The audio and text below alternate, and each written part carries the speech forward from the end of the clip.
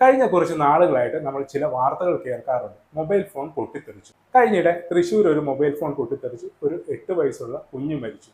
ഇന്നും സമാനമായ ഒരു വാർത്ത നമുക്ക് കേൾക്കാൻ വേണ്ടി ഇടയായി. എന്തുകൊണ്ടാണ് ഈ മൊബൈൽ ഫോൺ പൊട്ടിത്തെറിക്കുന്നത്? മൊബൈൽ ഫോൺ പൊട്ടിത്തെറിക്കാതിരിക്കാൻ വേണ്ടി എന്താണ് ചെയ്യേണ്ടത്? അല്ലെങ്കിൽ എന്തൊക്കെ സുരക്ഷാ മുൻകരുതലുകളാണ് ഒരു മൊബൈൽ ഫോൺ സുരക്ഷിതമായി യൂസ് ചെയ്യാൻ വേണ്ടി എടുക്കേണ്ടത്? ഈ വീഡിയോ പരിപൂർണമായ ഒരു സുരക്ഷാ സംവിധാനങ്ങൾ പറയുന്ന ഒരു വീഡിയോ അല്ല, എങ്കിലും നമ്മളെ കൊണ്ട് ചെയ്യാൻ പറ്റുന്ന രീതിയിൽ എങ്ങനെ മൊബൈൽ ഫോൺ സുരക്ഷിതമായി യൂസ് ചെയ്യാം എന്ന് നോക്കാൻ വേണ്ടി, അല്ലെങ്കിൽ എങ്ങനെ നമ്മളെ കൊണ്ട് മൊബൈൽ ഫോൺ സുരക്ഷിതമായി യൂസ് ചെയ്യാം എന്ന് പറയാൻ വേണ്ടി ചെയ്യുന്ന ഒരു ചെറിയൊരു വീഡിയോ ആണ്. നമ്മളുടെ കയ്യിലിരിക്കുന്ന എല്ലാ മൊബൈൽ ഫോണും പൊട്ടിത്തെറിക്കാൻ ചാൻസ് ഉള്ളതാണ്. അതിൻ്റെ സാധ്യത കുറയ്ക്കുക എന്നതാണ് നമ്മളെ കൊണ്ട് ചെയ്യാൻ പറ്റുന്ന ഏറ്റവും വലിയ കാര്യം. എല്ലാ മൊബൈൽ ഫോണും പൊട്ടിത്തെറിക്കും എന്ന് പറഞ്ഞു കഴിഞ്ഞാൽ ഇപ്പം തന്നെ പൊട്ടിത്തെറിക്കും എന്നല്ല ഉദ്ദേശിച്ചത്. എല്ലാ മൊബൈൽ ഫോണും പൊട്ടിത്തെറിക്കാൻ ചാൻസ് ഉണ്ട്. കാരണം ഇതിലുള്ള ബാറ്ററി തന്നെയാണ് അതിൻ്റെ മെയിൻ വില്ലനായിട്ട് വരുന്നത്. ചില ഫോണുകളിൽ ഫോൺ ഓവർ ഹീറ്റ് ആകുമ്പോൾ വാണിംഗ് എഴുതി കാണിക്കും ഫോൺ ഓവർ ഹീറ്റ് ആണ് എന്ന് പറയും. ചില ഫോണുകളിൽ ഓട്ടോമാറ്റിക് ആയിട്ട് ഫോൺ റീസ്റ്റാർട്ട് ആകും. പക്ഷേ സാധാരണ ഫോണുകളിൽ, വില കുറഞ്ഞ ഫോണുകളിൽ ഒരിക്കലും ഇതിങ്ങനെ എഴുതി കാണിക്കാറില്ല.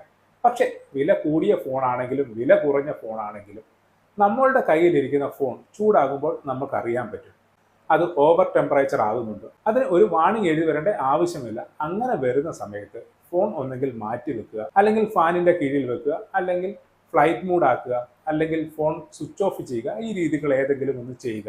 ഈ രീതി പിന്തുടർന്നു കഴിഞ്ഞാൽ മൊബൈൽ ഫോണിന് ഒരു ഡാമേജ് ഉണ്ടാകുന്നത്, അതുവഴി നമുക്ക് നാശനഷ്ടങ്ങൾ ഉണ്ടാകുന്നതും ഒഴിവാക്കാൻ പറ്റും.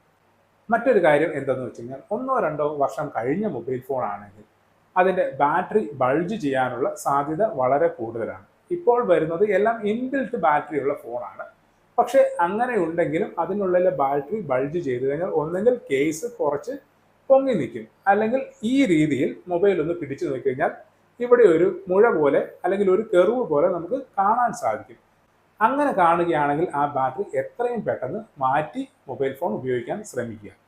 ബാറ്ററി മാറുന്ന കാര്യം പറയുമ്പോഴാണ് ഒരു കാര്യം പ്രത്യേകം ശ്രദ്ധിക്കേണ്ടത്. നമ്മൾ കടയിൽ പോയിട്ട് ഈ ഫോണിൻ്റെ ബാറ്ററി ഏതാണ്, ഏറ്റവും കുറഞ്ഞ വിലയിലുള്ള ബാറ്ററി ആയിരിക്കും നമ്മൾ വാങ്ങിക്കുന്നത്. അങ്ങനെ ഒരു ബാറ്ററി വാങ്ങിച്ചു കഴിഞ്ഞാലുള്ള കുഴപ്പം, ചിലപ്പോൾ ഒറിജിനൽ ബാറ്ററിക്ക് 1500 രൂപ 2000 രൂപയായിരിക്കും. പക്ഷേ നമ്മൾ പോയി പറയുന്നത് ഏറ്റവും കുറഞ്ഞൊരു ബാറ്ററി തരാൻ വേണ്ടിയായിരിക്കും പറയുന്നത്. അതിന് 300, 400, 500 രൂപയൊക്കെ ഉള്ളാകും. അപ്പോൾ നമ്മൾ കുറഞ്ഞ ബാറ്ററി വാങ്ങിച്ചിടുകയാണെങ്കിൽ ആ ഫോണിനും കംപ്ലൈൻറ്റ് വരാൻ ചാൻസ് ഉണ്ട്. ഈ ബാറ്ററി പെട്ടെന്ന് തന്നെ ഓവർ ഹീറ്റ് ആകാനുമുള്ള സാധ്യതയുണ്ട്. അപ്പോൾ കുറഞ്ഞ ബാറ്ററി വാങ്ങിച്ചിടാതെ ഒറിജിനൽ ബാറ്ററി തന്നെ വാങ്ങിച്ചിടാനായിട്ട് ശ്രമിക്കുക. പിന്നെ പ്രധാനമായും ശ്രദ്ധിക്കേണ്ട മറ്റൊരു കാര്യം, മറ്റൊരു മൊബൈൽ ഫോണിൻ്റെ ചാർജർ വെച്ച് വേറൊരു ഫോൺ ചാർജ് ചെയ്യാതിരിക്കുക. കാരണം പല മൊബൈൽ ഫോണിനും പല വാട്ടിലുള്ള ചാർജിങ് ആണ് ആവശ്യം. അതനുസരിച്ചുള്ള ചാർജറുകളായിരിക്കും ആ കമ്പനി പ്രൊവൈഡ് ചെയ്യുന്നത്. അതുകൊണ്ട് ഏത് മൊബൈലാണോ ചാർജ് ചെയ്യാൻ ഉദ്ദേശിക്കുന്നത് ആ മൊബൈലിൻ്റെ ചാർജർ തന്നെ യൂസ് ചെയ്യാൻ ശ്രമിക്കുക.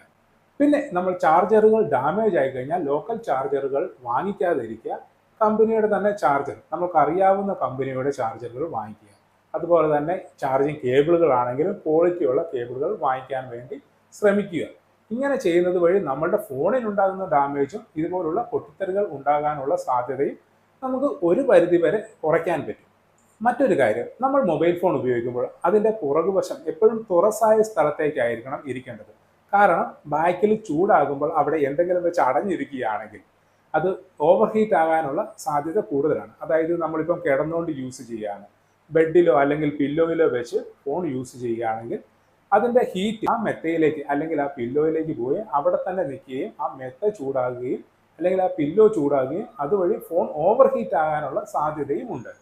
അപ്പോൾ അങ്ങനെയുള്ള സാഹചര്യങ്ങൾ പരമാവധി ഒഴിവാക്കുക. മറ്റൊരു കാര്യം ശ്രദ്ധിക്കുവാനുള്ളത്, നമ്മളൊരു ബൈക്ക് യാത്രികനാണെങ്കിൽ നമ്മൾ ജീൻസിൻ്റെ പോക്കറ്റിലേക്ക്, മിക്കവാറും ഫ്രണ്ട് പോക്കറ്റിലായിരിക്കും മൊബൈൽ ഫോൺ ഇട്ടിരിക്കുന്നത്. നമ്മൾ ബൈക്ക് യാത്രയിൽ പോകുമ്പോൾ ഫ്രണ്ട് പോക്കറ്റിലേക്ക് മൊബൈൽ ഫോൺ ഇട്ട് അത് നല്ല ചൂടടിക്കുമ്പോൾ ഓവർ ഹീറ്റ് ആകാൻ സാധ്യതയുണ്ട്. കാരണം അതുപോലുള്ള ചൂടാണ് ഇപ്പോൾ അന്തരീക്ഷത്തിലുള്ളത്.